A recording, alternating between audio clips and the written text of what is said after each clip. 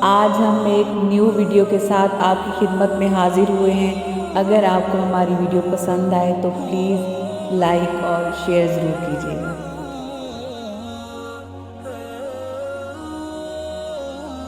بسم اللہ الرحمن الرحیم۔ حضرت عمر رضی اللہ تعالیٰ عنہ کا اپنی بیوی کو مشک تولنے سے انکار۔ حضرت عمر رضی اللہ تعالیٰ عنہ کی خدمت میں ایک مرتبہ بحرین سے مشک آیا۔ ارشاد فرمایا کہ کوئی اس کو تول کر مسلمانوں میں یہ تقسیم کر دیتا۔ آپ رضی اللہ تعالیٰ عنہ کی اہلیہ حضرت عاتکہ رضی اللہ تعالیٰ عنہا نے عرض کیا، میں تول دوں گی۔ آپ رضی اللہ تعالیٰ عنہ نے سن کر سکوت فرمایا۔ تھوڑی دیر میں پھر یہی ارشاد فرمایا کہ کوئی اس کو تول دیتا تاکہ میں تقسیم کر دیتا۔ آپ کی اہلیہ نے پھر یہی عرض کیا۔ آپ نے سکوت فرمایا۔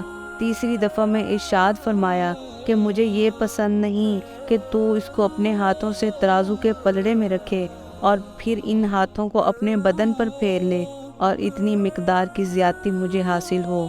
یہ کمال احتیاط تھی اور اپنے آپ کو محل تہمت سے بچانا، ورنہ جو بھی تولے گا اس کے ہاتھ کو تو لگے گا ہی، اس لیے اس کے جواز میں کوئی تردد نہ تھا۔ لیکن پھر بھی حضرت عمر رضی اللہ تعالیٰ عنہ نے اپنی بیوی کے لیے اس کو گوارا نہ فرمایا۔